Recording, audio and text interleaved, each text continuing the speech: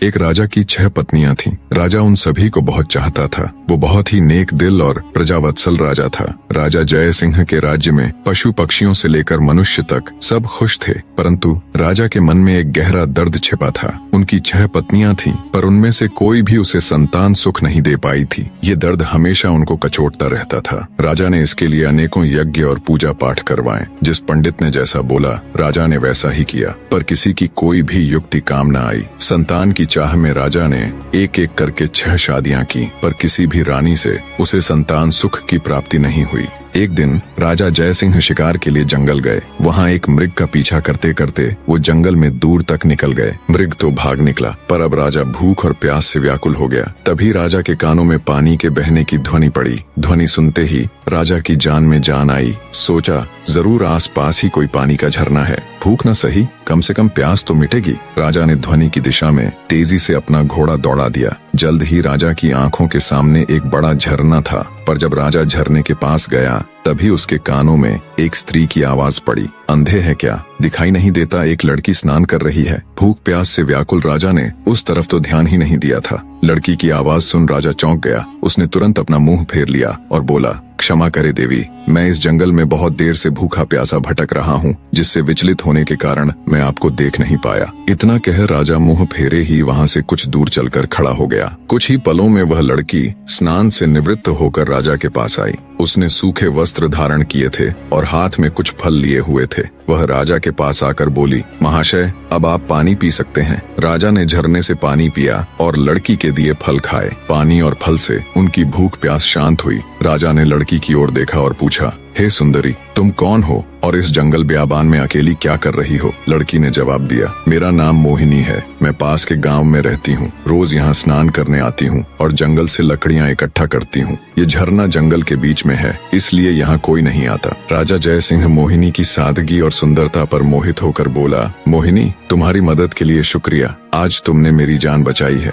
वरना मारे भूख प्यास के मेरे तो प्राण निकलने वाले थे। मोहिनी बोली, महाशय, अब आप भी अपना परिचय दीजिए। राजा ने गंभीर होकर कहा, आज नहीं सुंदरी, फिर कभी मैं जरूर तुम्हें अपना परिचय दूंगा। इतना कह राजा ने अपने घोड़े पर सवार होकर वापस अपने राज्य की ओर प्रस्थान किया। परंतु राजा के मन में अब भी रह रहकर कामिनी के विचार आ रहे थे। उसकी सुंदरता, उसकी सादगी, उसकी मधुर आवाज, सब कुछ राजा के मन में गहराई तक उतर गया था। महल में लौटने के बाद भी राजा के मन में वो ही सब चल रहा था। राजा को समझ नहीं आ रहा था कि 6 रानियों के होते हुए भी वह उस अनजान युवती के प्रति इतना आकर्षित क्यों है। कुछ सोचकर राजा अपने भरोसेमंद वजीर गौरीनाथ के पास जाता है और उसे सारी व्यथा कह सुनाता है। राजा की सारी बात सुन वजीर बोला, महाराज, यदि ऐसा है तो आप उस लड़की से विवाह कर लीजिए। हो सकता है उससे ही हमें अपने राज्य का वारिस मिल जाए। राजा को अपने वजीर की बात उचित लगी। अगले दिन वो अपने वजीर को भी साथ ले जंगल में उसी स्थान पर जाता है जहां उसकी मुलाकात मोहिनी से हुई थी। राजा झरने के पास गया और उसे आवाज दी,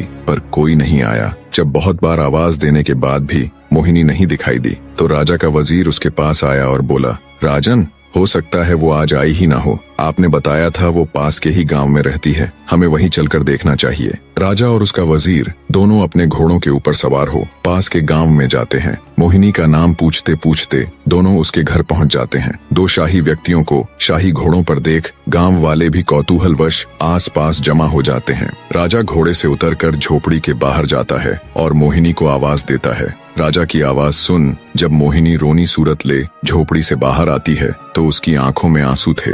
जब राजा ने कारण पूछा तो एक गांव वाले ने बताया, महाशय, इस दुनिया में सिर्फ इनकी माँ ही थी, आज उनका भी स्वर्गवास हो गया। अब बेचारी रोएगी नहीं तो और क्या करेगी। इतना कह गांव वालों ने राजा से उनका परिचय मांगा। आप बताइए, आप लोग कौन हैं? गांव वालों के पूछने पर वजीर ने राजा का परिचय दिया तो पूरे गांव में खलबली मच गई। सभी ने मिलकर राजा का स्वागत किया। गांव के मुखिया से राजा ने कहा, अगर आप लोगों को कोई आपत्ति न हो तो मैं मोहिनी से विवाह करना चाहता हूँ। राजा की बात सुन मुखिया खुश होता हुआ बोला, महाराज, हमारी बेटी राजरानी बनेगी, हमारे तो भाग्य खुल जाएंगे। करके राजा और मोहिनी का विवाह करवा दिया। राजा ने अपनी 7वीं पत्नी अर्थात मोहिनी का नया नाम कर्ण किया, राजलक्ष्मी। विवाह के पश्चात गांव वालों ने खुशी खुशी राजलक्ष्मी को राजा के साथ विदा कर दिया। राजा अपने वजीर और 7वीं पत्नी राजलक्ष्मी को लेकर राजमहल आ जाता है। जब राजा की पहले की 6 पत्नियों को इसकी खबर लगी तो वे जल भुनकर राख हो गईं। ऊपरी मन से उन्होंने नई रानी राजलक्ष्मी का स्वागत किया।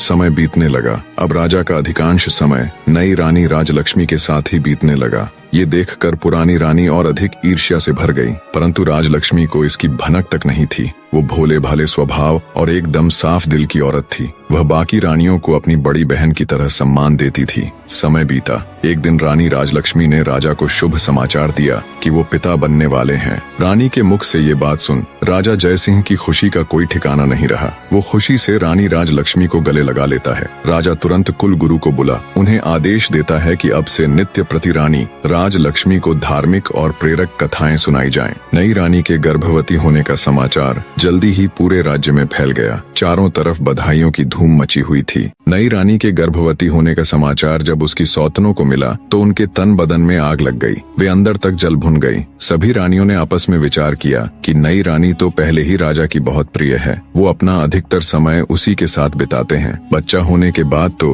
उसका और अधिक ध्यान रखा जाएगा। राजा उस कुल्टा को ही अपनी पटरानी बना लेंगे। हम सभी का तो वर्चस्व ही खत्म हो जाएगा। नई रानी हमारे साथ दासियों जैसा व्यवहार करेंगी। नहीं नहीं, हम ऐसा कदापि नहीं होने देंगी। वो सभी सलाह मशवरा करके नई रानी को क्षति पहुंचाने की अलग अलग युक्तियां सोचने लग जाती हैं। परंतु बड़ी रानियों का कोई भी प्रयास सफल नहीं हो पा रहा था, क्योंकि नई रानी राजलक्ष्मी उन्हें कभी अकेले नहीं मिलती। कभी राजा के आदेश अनुसार कुलगुरु उन्हें कथा सुनाते मिलते तो कभी उनकी दासियां उनके साथ होती। कभी प्रजा के लोग उन्हें घेरे रहते तो कभी खुद राजा ही उनके साथ होते। ऐसे में रानियों को कभी अपने मकसद को अंजाम देने का मौका ही नहीं मिला। इसी तरह समय बीत रहा था। रानी राजलक्ष्मी का गर्भावस्था का समय लगभग पूरा होने को आया था, पर फिर एक दिन राज्य की सीमा पर विद्रोहियों ने आक्रमण कर दिया। शत्रुओं से निपटने के लिए राजा जयसिंह को अपनी सेना सहित राजमहल छोड़कर राज्य की सीमा पर जाना पड़ा। बड़ी रानियों को तो जैसे सुनहरा अवसर मिल गया था। वे छोटी रानी को ऐसी दवाई देने लग गई जिससे रानी राजलक्ष्मी के गर्भ को क्षति पहुंचे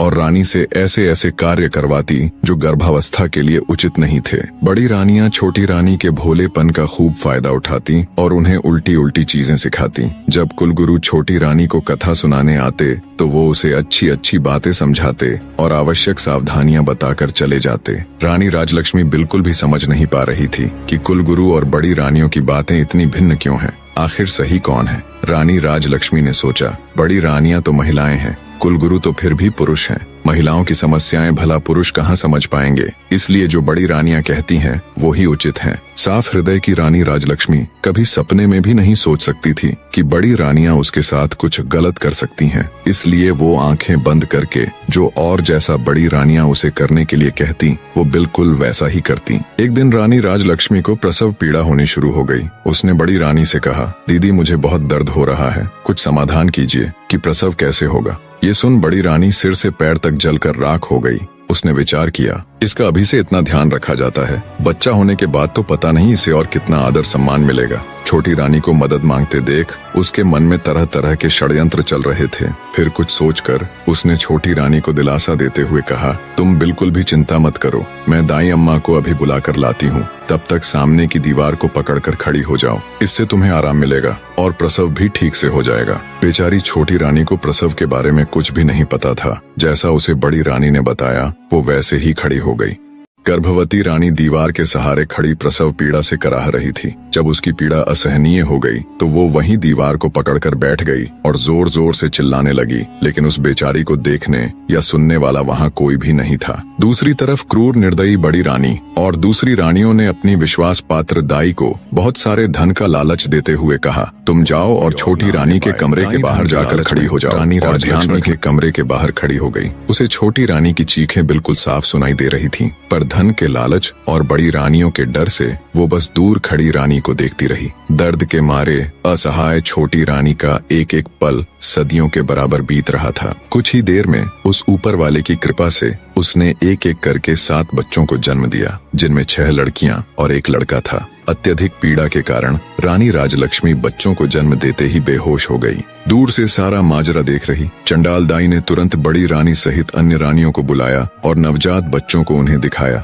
वे सब ये देखकर हैरान थीं कि छोटी रानी ने एक साथ 7 बच्चों को जन्म दिया है और सभी बच्चे बिल्कुल स्वस्थ और तंदुरुस्त हैं। मारे जलन और ईर्ष्या के उन सब की आंखें विस्मय से फैल गईं। वे सब अपनी किस्मत को धिक्कार रही थीं कि कहां हम में से किसी को भी एक बच्चा तक नहीं है, और इस गांव की गंवार को एक साथ 7 बच्चे हो गए, और वो भी बिल्कुल स्वस्थ। पर कोई बात नहीं, जो हमें नहीं मिल सका वो हम इस गंवार को भी हासिल नहीं होने देंगी। क्रोध और ईर्ष्या में अंधी हो चुकी बड़ी रानी ने दाई को आदेश दिया, तुम तुरंत जाओ और कुछ ईंट पत्थर के टुकड़ों को लाकर बेसुध छोटी रानी के पास रख दो। रानी का आदेश मिलते ही दाई तुरंत कुछ ईंट और पत्थर के टुकड़े ले आई और उन्हें छोटी रानी के पास रख दिया। फिर बड़ी रानी ने बेरहमी से दाई को आदेश दिया कि अब इन नवजात बच्चों को जंगल में ले जाओ और इन्हें मारकर जमीन में दफन कर देना। इसके बदले हम तुम्हें इतना धन देंगे कि तुम्हारी 7 पुश्तें बैठकर खाएंगी। धन के लालच में अंधी दुराचारी दाई खुश होते हुए उन बच्चों को लेकर वहां से चली गई। उसके जाने के बाद रानियों ने वहां से सभी निशान साफ करके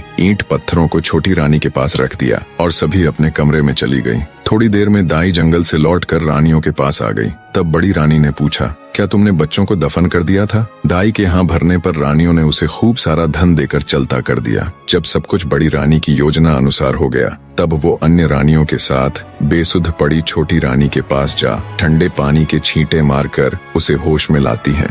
होश में आते ही छोटी रानी ने पूछा, मेरा बच्चा कहाँ है? मेरा बच्चा कहाँ है? मुझे क्या संतान हुई, लड़का या लड़की? पास पड़े ईंट और पत्थरों की ओर इशारा करते हुए बड़ी रानी बोली, ये देखो, तुमने इन ईंट और पत्थरों को जन्म दिया है। ये सुनते ही छोटी रानी एकदम से आश्चर्य के साथ सन्न रह गई और बोली, ऐसा कैसे हो सकता है कि मैंने ईंट और पत्थरों को जन्म दिया है? नहीं, ये नहीं हो सकता। मैं ये मान ही नहीं सकती कि मुझे बच्चे की जगह ये ईंट और पत्थर हुए हैं। एक औरत के गर्भ से क्या कभी किसी पत्थर को जन्म लेते देखा है? बच्चा तो अवश्य हुआ होगा। इतना कह रानी राजलक्ष्मी रोते हुए बड़ी रानी से बोली, दीदी, कह दो कि ये झूठ है, कह दो कि ये एक मजाक है, कह दो कि आप सब ने मुझसे झूठ कहा है। मेरे बच्चे कहाँ हैं? मुझे अब जल्दी से उनसे मिलवा दो। अब मुझसे ये सब बर्दाश्त नहीं हो रहा। छोटी रानी की बात सुन बड़ी रानी आंखें तरेरते हुए गुस्से में बोली, क्या बक रही हो तुम? हम क्यों तुम्हारे साथ मजाक करेंगे? ये पत्थर ही है जिसे तुमने जन्म दिया है। इतना कहते हुए उन्होंने उन ईंट और पत्थरों को एक थैले में भरकर रख दिया। अब बड़ी रानियों को इंतजार था तो बस राजा के आने का। छोटी रानी बेचारी खून का घूंट पीकर रह गई। भला उस अकेली की उन 6 रानियों के आगे क्या चलनी थी? दुष्ट रानियों ने पूरे महल में ये बात फैला दी कि छोटी रानी ने बच्चों के बदले ईंट और पत्थरों को जन्म दिया है। कुछ समय बाद राजा जय सिंह भी युद्ध जीतकर अपने राज्य में लौटे तो प्रजा को देख हैरान थे। जिस प्रजा को उनके युद्ध जीत कर आने पर खुशियां मनानी चाहिए थीं, नाचना गाना चाहिए था, उन सब के मुंह लटके हुए थे। ये सब देख राजा को बड़ा आश्चर्य हुआ। वो असमंजस के साथ राजभवन में आए तो बड़ी रानी सहित अन्य 6 रानियों ने उनका स्वागत किया। उनके चेहरे पर अलग ही खुशी झलक रही थी, पर छोटी रानी राजलक्ष्मी का चेहरा मुरझाया हुआ था। ये सब देख राजा ने अपनी छोटी रानी से पूछा, क्या हुआ रानी, आपका चेहरा मुरझाया हुआ क्यों है? छोटी रानी कुछ कहती, उससे पहले ही बड़ी रानी बोल पड़ी, महाराज, चेहरा तो मुरझाना ही था, इसका भेद जो खुल गया है। राजा बोला, भेद? कैसा भेद? तुम मुझे साफ साफ बताओ रानी कि आखिर बात क्या है? क्या रानी का प्रसव ठीक से हो गया था? तब दुष्ट रानी दुख का दिखावा करते हुए बोली, महाराज, हमें ठग लिया गया है। हम सबके साथ बहुत बड़ा फरेब किया गया है। ये भोली सूरत वाली रानी राजलक्ष्मी एक झूठी मतकार और धोखेबाज औरत है। महाराज, ये धूर्त स्त्री गर्भवती होने का दिखावा करती रही, जबकि ये कभी गर्भवती थी ही नहीं। इसने तो बस सब दिखावा किया है। गर्भ होने पर कुछ तो होता, इसे तो ईंट और पत्थर हुए हैं। इतना कहकर बड़ी रानी ने थैले में इकट्ठे किए हुए ईंट और पत्थरों को राजा को दिखाया। ये सब देख राजा तुनक गया और बोला, बड़ी रानी, आप ये क्या कह रही है? भला एक मानव गर्भ से कभी ईंट और पत्थरों को पैदा होते हुए देखा है तुमने कभी? राजा की बात सुन बड़ी रानी बोली, क्षमा करे महाराज, पर हम भी तो आपको वही बताने और समझाने का प्रयत्न कर रही हैं कि इसने हमारे साथ गर्भवती होने का नाटक किया है। हम भी तो कब से उम्मीद लगाए बैठे थे कि राज्य का वारिस आएगा, हमें भी कोई माँ कहने वाला आएगा। हमारे भी कान तरस गए थे महाराज माँ शब्द सुनने को, पर इस दुष्ट औरत ने हम सबके साथ छल किया है। ये सब सुनने के बाद राजा को भी बड़ी रानी की बातों का विश्वास होने लगा। उसे भी लगने लगा कि छोटी रानी ने सबके साथ धोखा किया है। राजा छोटी रानी राजलक्ष्मी से कहता है, तुमने ये सब क्यों किया रानी? तुम्हारी हिम्मत कैसे हुई हमें छलने की? मैं तो जैसे तैसे विधि का विधान मानकर जी रहा था कि शायद हमारे भाग्य में संतान सुख है ही नहीं, पर तुमने तो हमें हमारे जीवन की सबसे बड़ी आशा दिखाकर उस पर पानी फेर दिया। गुस्से से भरा राजा लगातार अपनी छोटी पत्नी को सुनाए जा रहा था, मैंने तो तुम्हारा मासूम सा चेहरा देखकर तुमसे शादी की थी। मुझे क्या पता था तुम हमारे साथ इतना बड़ा विश्वासघात करोगी। आज से तुम इस महल में एक रानी नहीं बल्कि नौकरानी बनकर रहोगी। अब चली जाओ मेरी नजरों के सामने से, नहीं तो पता नहीं मैं गुस्से में क्या कर बैठूंगा। बेचारी छोटी रानी अत्यंत दुखी हृदय से चुपचाप कमरे से बाहर चली जाती है। इस घटना के बाद राजमहल में छोटी रानी का जीना दुस्सवार हो गया। बड़ी रानियां उसके साथ बहुत बुरा व्यवहार करती, नौकरानियों से भी ज्यादा उससे काम लिया जाता। छोटी रानी बेचारी जैसे तैसे अपने दिन काट रही थी। उसके पास कोई ऐसा प्रमाण भी नहीं था जिससे वो साबित कर सके कि वो सच में गर्भवती थी। अत्यंत दुखों से घिरी बेचारी छोटी रानी रात में घंटों अकेली बैठकर रोती रहती और सोचती, हे भगवान, ये मेरे साथ क्या हो गया? मुझसे ऐसा क्या? छोटी रानी को ये सोच सोच कर आश्चर्य होता कि मेरे नन्हे नवजात बच्चों के साथ पता नहीं क्या हुआ होगा। कहाँ और किस अवस्था में होंगे वो, पता नहीं जिंदा भी है या फिर काल का ग्रास बन गए। कई बार वो सोचती कि क्यों न सब कुछ छोड़ छाड़ कर वापस अपने गांव में चली जाऊं और अपनी पहले वाली जिंदगी जीऊं। पर फिर उसे गांव वालों का ख्याल आ जाता कि कैसे उन सब ने उसे कितने अरमानों से राजा के साथ विदा किया था। कितने खुश थे पूरे गांव के लोग। अब वापस जाकर उन सबको क्या जवाब दूंगी? किस मुंह से अपने दुर्भाग्य की कथा उनको बताऊंगी? यही सब सोचकर वो गांव जाने का विचार त्याग देती है। ऐसे ही समय गुजरता गया। एक दिन राजा जयसिंह अपने राज दरबार में बैठा था। तभी उनके राज्य में स्थित एक छोटे से गांव का प्रधान उनके पास आता है और हाथ जोड़कर राजा से कहता है, महाराज, आज मैं आपके सामने अपने गांव की एक बहुत ही विचित्र घटना के बारे में बताने के लिए हाजिर हुआ हूँ। ये घटना इतनी विचित्र है महाराज कि इसके बारे में आपको अवश्य पता होना चाहिए। राजा जयसिंह ग्राम प्रधान की बात सुन कहता है, कहो प्रधान जी, ऐसी क्या विचित्र घटना हुई भला? तब ग्राम प्रधान राजा को बताना आरंभ करता है, महाराज, हमारे गांव के पास ही एक जंगल लगता है जहां से गुजरते वक्त पिछले कुछ समय से हम वहां एक चंपा फूल का पौधा और उसके आसपास बांस के कई पेड़ों को देख रहे हैं। पर महाराज, विचित्र बात तो ये है कि उन पौधों को किसी गांव वाले ने नहीं उगाया बल्कि वो खुद ही वहां उगाए हैं। और उससे भी विचित्र बात है, उन पौधों की उगने की बनावट, उन्हें देखकर बिल्कुल ऐसा लगता है महाराज जैसे वो बांस के पौधे खास तौर पर उस चंपा के पौधे की सुरक्षा के लिए ही लगाए गए हों। ग्राम प्रधान की बात सुन राजा बोल पड़ा, तुम ये क्या कथा सुना रहे हो भाई? मेरी तो कुछ समझ में नहीं आ रहा। और इसमें ऐसी हैरान कर देने वाली आखिर क्या बात है? पौधे ही तो हैं, उग आए होंगे किसी भी तरह। तब ग्राम प्रधान बोला, क्षमा करें महाराज, पर आप पहले मेरी पूरी बात तो सुन लीजिए। जितनी विचित्र उन पौधों की बनावट है, उससे कहीं ज्यादा विचित्र ये बात है कि वो चंपा का पौधा अत्यंत खुशबूदार फूलों से लदा हुआ है। और जब कोई ग्रामीण अथवा राहगीर उसके फूलों को तोड़ने का प्रयत्न करता है तो वो किसी जादुई पौधे की तरह रहस्यमयी ढंग से ऊंचा होता चला जाता है। इतना ऊंचा कि हाथ से फूल तोड़ना तो दूर की बात है, किसी लंबी लकड़ी से भी उस पौधे के फूलों को तोड़ पाना असंभव है महाराज। अब राजा जय सिंह की ग्राम प्रधान की बातों में रुचि बढ़ने लगती है। वे पूरे ध्यान से उसकी बातें सुन रहे थे। आगे गांव का सरपंच बोला, और महाराज, सबसे विचित्र और हैरान कर देने वाली बात तो ये है कि वे पौधे आपस में किसी मानव की तरह बात करते हैं। ग्राम प्रधान की ये बात सुन कुछ देर पहले जो राजा उसकी बातों को हल्के में ले रहा था, अब वो चौंक कर बैठ जाता है कि पौधे आपस में बातें करते हैं, और वो भी बिल्कुल मनुष्य की तरह बोलकर। राजा के साथ साथ पूरा राज दरबार विस्मय से भर जाता है। सभी चौंक कर एक दूसरे का मुंह ताक रहे थे। राजा जय सिंह हैरानी से ग्राम प्रधान से कहता है, ऐसे कैसे हो सकता है कि पौधे आदमियों की तरह बात करें? ठीक है प्रधान जी, अब ये भी बता दीजिए कि वो पौधे आखिर बात क्या करते हैं? प्रधान जी राजा को जवाब देते हुए कहते हैं कि महाराज, जब भी कोई मनुष्य फूल तोड़ने के लिए चंपा के पौधे की तरफ हाथ बढ़ाता है तो चंपा के पौधे से आवाज आती है कि बांस भैया, गांव के ग्रामीण फूल तोड़ने के लिए आए हैं, इनको फूल दूं या लगूं आकाश। इसके बाद उन बांस के पौधों से आवाज आती है, नहीं बहना, लगो आकाश। और उसके आगे का तो मैंने आपको बताया ही है महाराज कि चंपा की डालियां इतनी ऊंची होती चली जाती हैं कि उनसे फूल तोड़ना असंभव है। परंतु सुबह जमीन में अपने आप अत्यंत सुगंधित फूल बिखरे हुए मिलते हैं, पर आज तक कोई भी व्यक्ति उन फूलों को अपने हाथों से नहीं तोड़ पाया है। गांव के सरपंच की बात सुन राजा जय सिंह सोच में पड़ जाता है। फिर कुछ देर विचार कर वो अपने भरोसेमंद वजीर गौरीनाथ को बुलाकर उसे निर्देश देते हुए कहता है, मंत्री जी, आप फौरन वहां जाओ और सच का पता लगाओ। वजीर गौरीनाथ जी महाराज कह तुरंत ग्राम प्रधान को साथ ले गांव के लिए चल पड़ता है।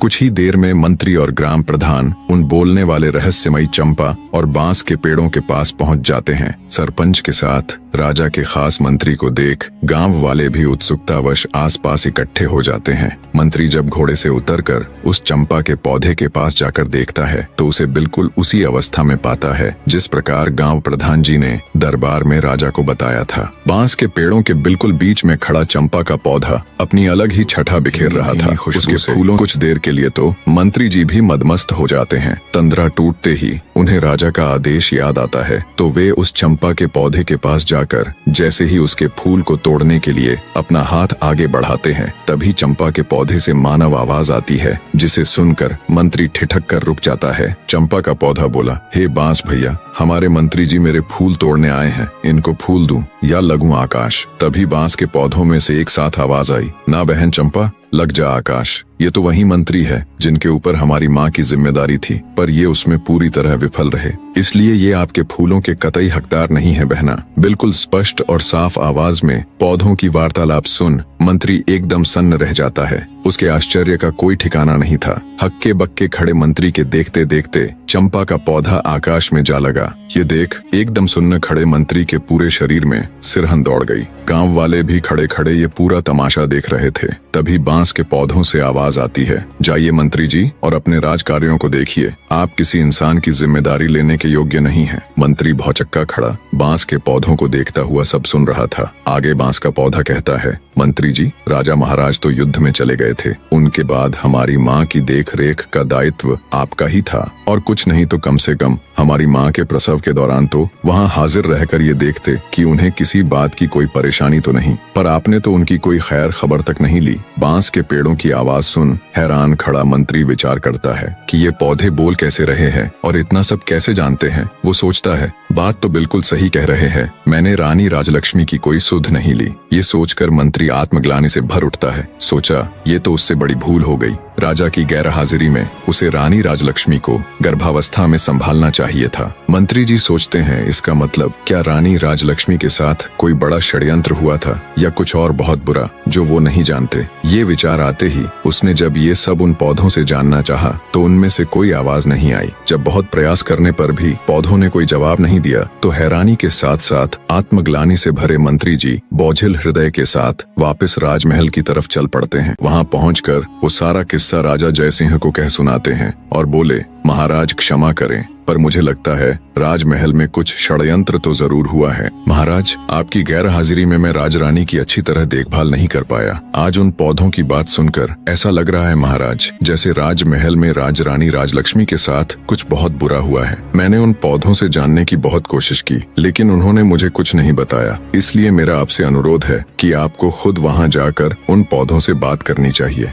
हो सकता है वो आपको सारी बात बता दें। भरोसेमंद वजीर गौरीनाथ की पूरी बात सुन राजा जयसिंह कहते हैं, ठीक है मंत्री जी, हम वहाँ अवश्य जाएंगे और साथ में अपनी 6 रानियों को भी लेकर जाएंगे। राजा की बात सुन मंत्री जी बोले, महाराज मेरी आपसे एक गुजारिश है, मैं छोटी रानी राजलक्ष्मी को भी अपने साथ वहाँ लेकर जाना चाहता हूँ। राजा बोले, ठीक है मंत्री जी, आप ऐसा कर सकते हैं, पर वो दुष्ट मेरी आंखों के सामने न आने पाए, इस बात का ध्यान रखना। मंत्री बोला, जी महाराज। अगले दिन राजा जयसिंह अपनी रानियों के साथ आकाश चंपा का रहस्य जानने के लिए निकल पड़े। सबसे आगे रथ में राजा और उसकी पटरानी चल रहे थे। उससे पीछे वाले रथ में राजा की 5 रानियां और पीछे भी अन्य कई प्रमुख सभा सदस्य साथ जा रहे थे। राजा से आज्ञा ले चुके मंत्री ने रानी राजलक्ष्मी को अपने परिवार सहित बड़े आदर से पालकी में उन्हें बिठा दिया था। राजा का काफिला कुछ समय में गांव के बाहर पहुंच गया। वहां पहुंचने पर जंगल के बाहर गांव की सीमा पर वो अपना पड़ाव डाल देते हैं। पूरे राज्य परिवार को आया देख गांव के ग्रामीण उनके स्वागत में जुट गए। कुछ समय विश्राम कर सभी आकाश चंपा के पौधे के पास पहुंच जाते हैं और उसके चारों तरफ घेरा डालकर बैठ जाते हैं।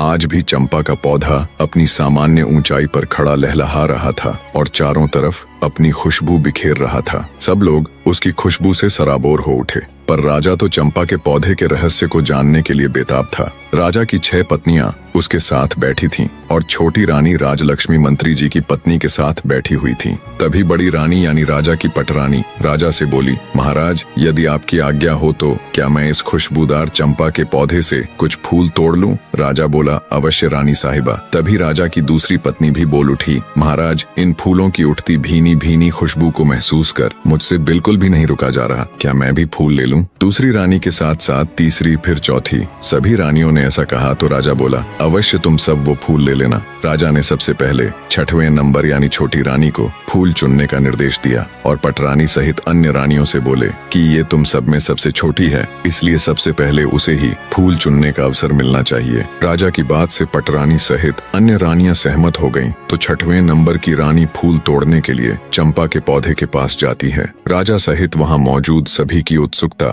पूरे चरम पर थी। सभी ये देखने के लिए आतुर थे कि अब क्या होगा। रानी ने पेड़ के पास जाकर जैसे ही फूल तोड़ने के लिए अपना हाथ आगे बढ़ाया, तभी चंपा के पौधे से आवाज आई, रुकिए रानी जी, आप मेरी आज्ञा के बिना मेरे फूल नहीं तोड़ सकती। पौधे की आवाज सुन रानी ठिठक कर वहीं रुक जाती है। चंपा के पौधे से आई आवाज इतनी स्पष्ट और तेज थी कि राजा सहित वहां मौजूद सभी लोगों ने उसे सुना। अब तक तो राजा ने चंपा के पौधे के बारे में सुना था, पर अब जब उसने अपने कानों से सुना तो वो भी हैरान रह गया। उसके आश्चर्य की कोई सीमा नहीं थी। तभी चंपा के पौधे से आवाज आई, बांस भैया, हमारी सौतेली छोटी माँ हमारे फूल तोड़ने आई है। मैं टूटू या लगूं आकाश? बांस के पौधे में से आवाज आई, बहन चंपा लग जा आकाश, ये तो तुम्हें छूने योग्य भी नहीं है। क्या तुम्हें याद नहीं कि इन्होंने हमारी माँ के साथ कैसा अत्याचार किया है? इसलिए बहन इनके बारे में मत सोच और लग जा आकाश। बांस के इतना कहते ही चंपा की डालियां फिर से ऊपर उठी और आकाश को छूने लगी। रानी पौधे की बात सुन हैरान थी कि ये पौधा क्या बोल रहा है, कहीं हमारी पोल न खुल जाए। उसकी सिट्टी पीटी गुम हो गई।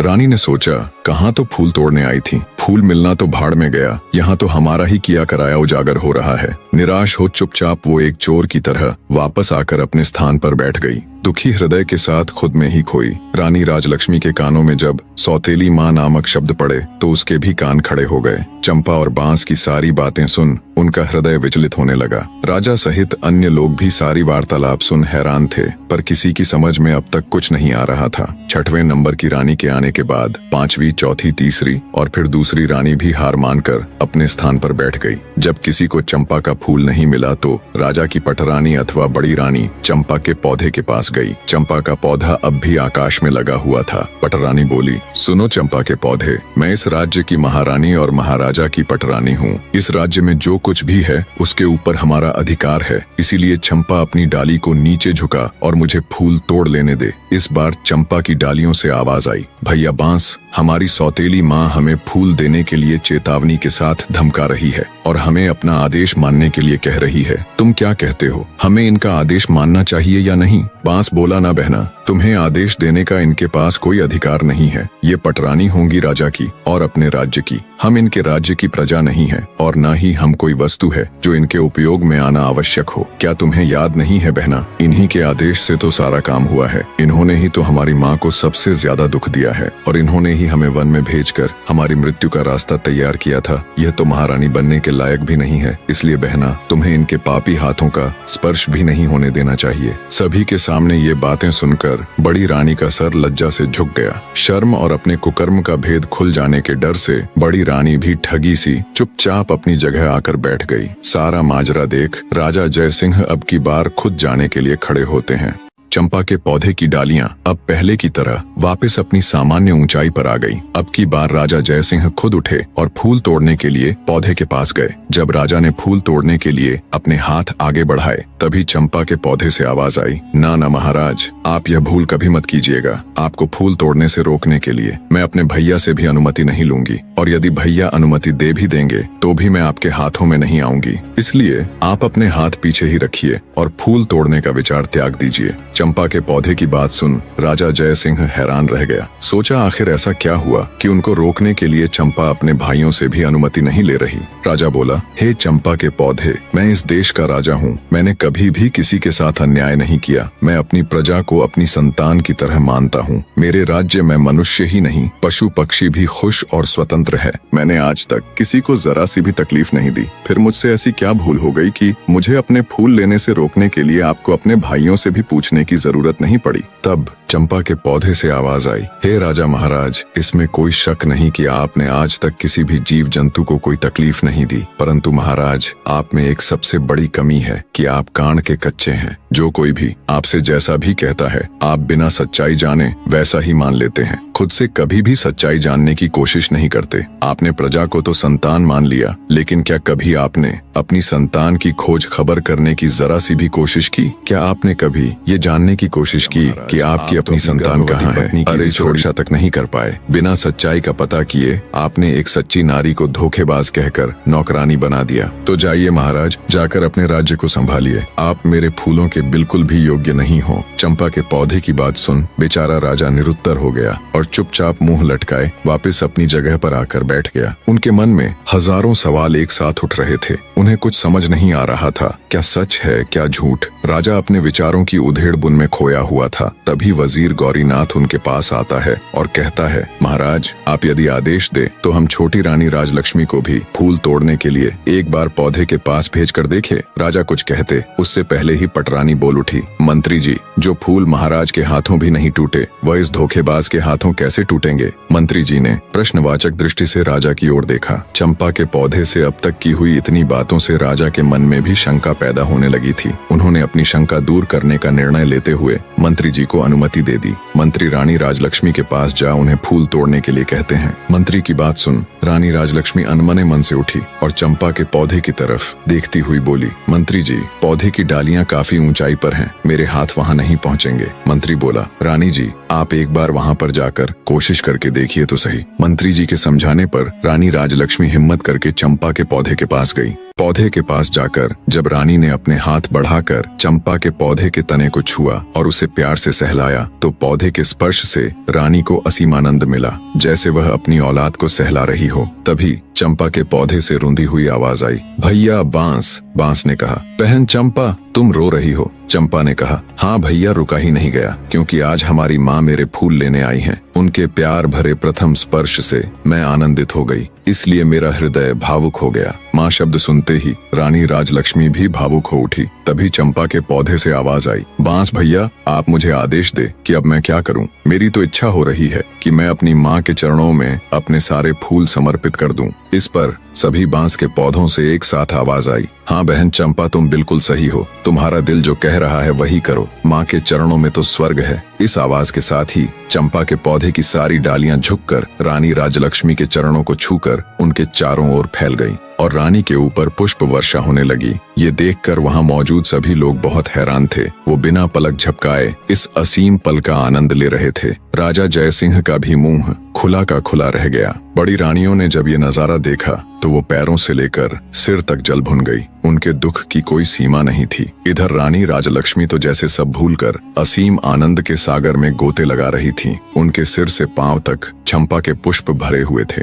रानी राजलक्ष्मी एक सांस आंसू बहाते हुए चंपा की डालियों को अपने हाथों से पकड़े सहलाए जा रही थी। ये नजारा देख गांव के सभी लोग हैरान थे। राजा जयसिंह से जब ये सब देखकर रुका नहीं गया तो वे चंपा के पौधे के नजदीक आए और बोले, हे जादुई पौधे, तुम यह बताओ कि तुम कौन हो? तुम देव हो, किन्नर हो या किसी अन्य लोक के प्राणी हो? तुमने किसी को भी अपने फूलों को छूने भी नहीं दिया, परंतु अब छोटी रानी की बाहों में बंद कर उनके ऊपर पुष्प वर्षा कर रही हो। इसके पीछे क्या कारण है? हे पौधों, अब ये राज मेरी बर्दाश्त के बाहर हो रहा। मैं हाथ जोड़कर विनती करता हूँ कि अब और न तड़पाओ और इसका भेद खोलो। तब चंपा के पौधे से आवाज आई, हे राजन, मैं और यह 6 बांस के पेड़ आपकी और छोटी रानी राजलक्ष्मी की ही संतान है। हम 7 भाई बहनों का जन्म एक साथ ही हुआ था। हमारे जन्म के समय हमारी माँ बहुत अधिक पीड़ा में थी। तब हमारी माँ ने आपकी पटरानी और इस राज्य की महारानी से अपनी सहायता करने के लिए निवेदन किया। तब पटरानी ने साजिश करते हुए हमारी माँ को दीवार के सहारे खड़ी हो जाने के लिए कहा, ताकि जब हमारा जन्म हो तब हम ऊंचाई से गिरकर मृत्यु को प्राप्त हो जाए। पर महाराज, ईश्वर की कृपा से हम 7 का जन्म उसी अवस्था में बिल्कुल ठीक ठाक हो गया। पर हमारी माँ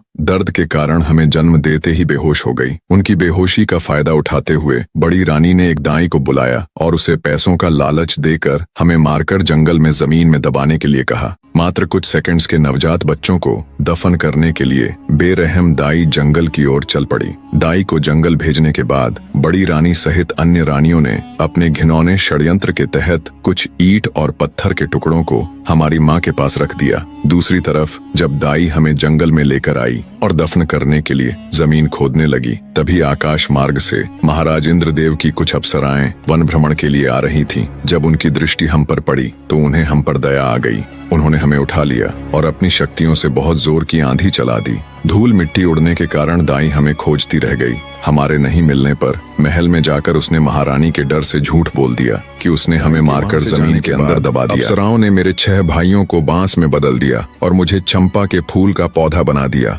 बस उन्हीं की कृपा से हमें सभी बातें याद हैं और हम सभी को पहचान कर उनके अनुसार अपना व्यवहार कर पा रहे हैं और मानव की आवाज में बोल पा रहे हैं। सारी बातें जान राजा सहित वहां मौजूद सभी लोग हैरान थे। रानी राजलक्ष्मी की आंखों से तो अश्रु रुकने का नाम ही नहीं ले रहे थे। राजा जयसिंह बोले, मेरे बच्चों, तो क्या तुम सब अब ऐसे ही पौधों के रूप में रहोगे? क्या ऐसा कोई भी रास्ता है जिससे तुम अपने मानव रूप में आ सको? तब चंपा बोली, महाराज, जब हमारी माँ हम सब की एक एक पतियों को तोड़कर इंद्रदेव को याद कर उनसे प्रार्थना करेंगी, तब हम सब अपने असली रूप में आ जाएंगे। चंपा के पौधे की बात सुनते ही रानी राजलक्ष्मी ने तुरंत बांस और चंपा की एक एक पत्तियां ली और हाथ जोड़कर पूरी श्रद्धा के साथ बोली, हे इंद्र महाराज, मैं पूरी जिंदगी आपकी सेवा करूंगी, आपकी पूजा करूंगी, फिर भी आपके उपकार का मैं प्रतिकार नहीं कर पाऊंगी। आपने इतने दिन मेरे बच्चों को संभाल कर रखा, अब कृपया इन्हें मेरे आंचल में डाल दो महाराज। रानी राजलक्ष्मी का इतना कहना था कि पल भर में ही बांस और चंपा के पौधे विलीन हो गए और वहां पर लगभग 5 वर्ष के 6 बालक और एक बालिका प्रकट हो गए। रानी राजलक्ष्मी और राजा जयसिंह ने तुरंत आगे बढ़कर बहते नेत्रों से सभी बच्चों को अपनी बाहों में भर लिया। राजा जयसिंह अपनी छोटी पत्नी रानी राजलक्ष्मी से हाथ जोड़कर माफी मांगता है। वहां उपस्थित सभी राज दरबार व गांव के लोग स्तब्ध खड़े ये पूरा दृश्य देख रहे थे। सबकी आंखें नम थीं, शिवाय बड़ी रानियों के। ये सब देखकर उनके पैरों नीचे से तो जैसे धरती खत्म हो गई थी। राजा जयसिंह अपने सिपाहियों को आदेश देता है, पकड़ लो इन दुष्ट औरतों को और फांसी पर लटका दो। ये दुराचारिणी तो मानवता के नाम पर कलंक है। राजा की ये बात सुन रानी राजलक्ष्मी कहती है, महाराज, आज मेरे लिए मेरी जिंदगी का सबसे बड़ा दिन है। आज इतने बड़े खुशी के मौके पर मैं किसी के लिए इतना काला दिन नहीं लाना चाहती। मेरा आपसे अनुरोध है, आप इन सबको क्षमा कर दीजिए। राजा बोला, रानी, आपका हृदय बहुत विशाल है, पर इनके गुनाह को देखते हुए इन्हें क्षमादान तो नहीं दिया जा सकता, किंतु आपके अनुरोध पर मैं इन दुराचारिणियों को आजीवन कारावास की सजा देता हूँ। दुष्ट रानियों को सजा मिल जाती है। राजा जयसिंह अपनी पत्नी रानी राजलक्ष्मी और अपने बच्चों के साथ सुखमय और शांतिपूर्ण जीवन व्यतीत करते हैं। कहानी का निष्कर्ष बताने से पहले आपसे 2 बातें करना चाहूंगा। एक तो ये कि आप सब में से बहुत से ऐसे भाई बहन हैं जो मेरी तरह वीडियो बनाना चाहते हैं और आए दिन कमेंट करके पूछते रहते हैं। उन सब के लिए मैंने एक कंप्लीट ट्यूटोरियल वीडियो एक छोटे से प्राइस के साथ बना दी है। आप सबको उसके लिए मेरा चैनल ज्वाइन करना पड़ेगा। कुछ समझ ना आए तो आप पूछ सकते हैं, आपकी पूरी हेल्प की। दूसरी ये कि कहानी कैसी लगी ये सब कमेंट करके जरूर बताएं। आपके कमेंट्स पढ़कर बहुत अच्छा लगता है। और ये भी बताइए कि नेक्स्ट स्टोरी किसकी देखना चाहेंगे। अब आते इस कहानी के निष्कर्ष पर। यह कहानी एक माँ की ममता, एक पिता के पश्चाताप और ईश्वर की लीला का ऐसा संगम है जो मानवता के सबसे गहरे भावों को छूती है। रानी राजलक्ष्मी की ममता इस बात का प्रमाण है कि एक माँ के हृदय से निकली पुकार सृष्टि के हर कण को झकझोर देती है। वर्षों तक अपने बच्चों से दूर रहकर भी उन्होंने विश्वास नहीं खोया और अंततः उनकी श्रद्धा और प्रेम ने देवताओं को भी झुकने पर मजबूर कर दिया। राजा जयसिंह का पश्चाताप, उनके अंदर का टूटता हुआ अहंकार ये बताता है कि सत्य की राह में झुका हुआ सिर ही सबसे ऊंचा होता है। जब उन्होंने अपनी भूल को स्वीकारा तो उनका मन भी पावन हो गया। और रानी राजलक्ष्मी का क्षमा भाव इस संसार को यह सिखाता है कि सच्चा प्रेम बदले की भावना नहीं रखता, बल्कि क्षमा और करुणा से जीवन को सुंदर बनाता है। प्रेम, विश्वास और आस्था की शक्ति से जीवन की सबसे कठिन परिस्थितियों को भी बदला जा सकता है। जब मनुष्य के हृदय में सच्ची प्रार्थना होती है तो ईश्वर भी उनके लिए मार्ग प्रशस्त कर देते हैं। जीवन में कितनी भी कठिनाई आए, लेकिन यदि प्रेम और श्रद्धा के दीपक को मन में जलाकर रखा जाए तो अंततः विजय हमारी ही होती है।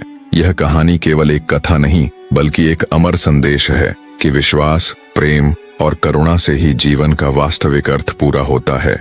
अंत तक बने रहने के लिए आपका धन्यवाद।